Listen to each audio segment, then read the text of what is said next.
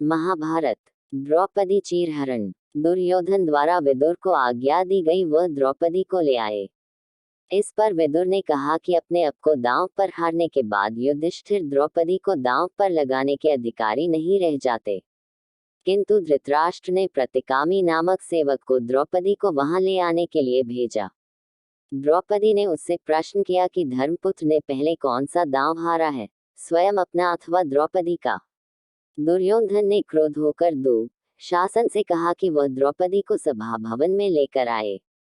युधिष्ठिर ने गुप्त रूप से एक विश्वस्त सेवक को द्रौपदी के पास भेजा कि यद्यपि वह रजस्वला है तथा एक वस्त्र में है, वह वैसे ही उठकर चली आए। सभा में पूज्य वर्ग के सामने उसका उस दशा में कलपते हुए पहुंचना दुर्योधन आदि के पापों को व्यक्त करने के लिए पर्याप्त होगा।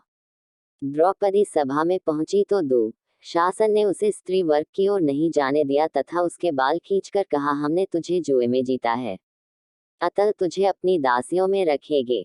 द्रौपदी ने समस्त कुरुवंशियों के शौर्य, धर्म तथा नीति को ललकारा और श्री कृष्ण को मन ही मन स्मरण कर अपनी लज्जा की रक्षा के लिए प्रार्थना की।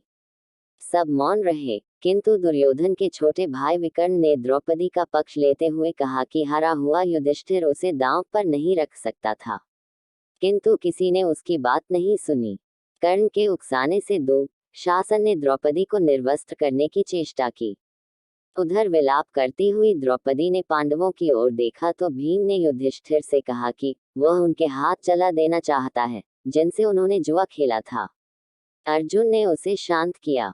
भीम ने शपथ ली कि वह शासन की छाती का खून पिएगा तथा दुर्योधन की जंघा को अपनी गदा से नष्ट कर डालेगा।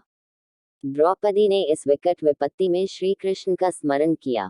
श्री कृष्ण की कृपा से अनेक वस्त्र वहां प्रकट हुए जिनसे द्रौपदी आच्छादित रही, फलत उसके वस्त्र खींचकर उतारते हुए भी शासन उसे नग्न नहीं कर पाया।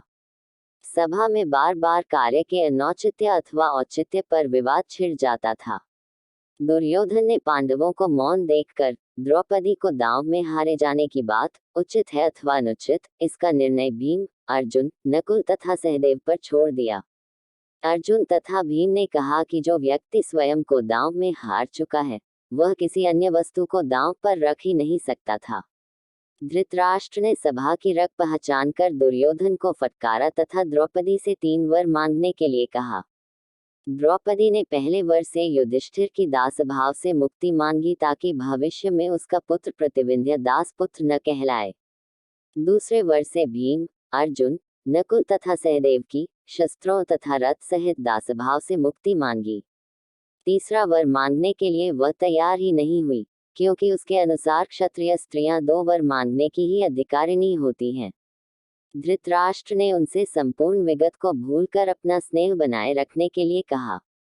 साथ ही उन्हें खांडव वन में जाकर अपना राज्य भोगने की अनुमति दी। धृतराष्ट्र ने उनके खांडव वन जाने से पूर्व दुर्योधन की प्रेरणा से उन्हें एक बार फिर से जुआ खेलने की आज्ञा दी। ये तय हुआ कि एक ही दांव रखा जाएगा। पांडव अथवा धृतराष्ट्र पुत्रों में से जो भी हार जाएंगे, वे मृगचर्म धारण कर 12 वर्ष वनवास करेंगे और 1 वर्ष अज्ञातवास में रहेंगे। उस 1 वर्ष में यदि उन्हें पहचान लिया गया तो फिर से 12 वर्ष का वनवास ग्रहण करेंगे। भीष्म, विदुर, द्रोणाचार्य आदि के रोकने पर भी द्यूत क्रीड़ा हुई, जिसमें पांडव हार गए। शकुनी द्वारा कपटपूर्वक खेलने से कौरव विजयी हुए। वनगमन से पूर्व पांडवों ने शपथ ली कि वे समस्त शत्रुओं का नाश करके ही चैन की सांस लेंगे।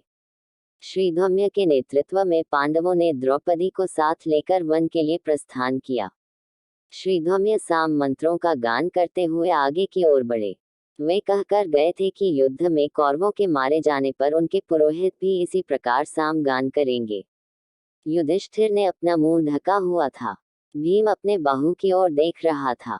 अर्जुन रेत बिखेरता जा रहा था। सहदेव ने मुंह पर मिट्टी मली हुई थी।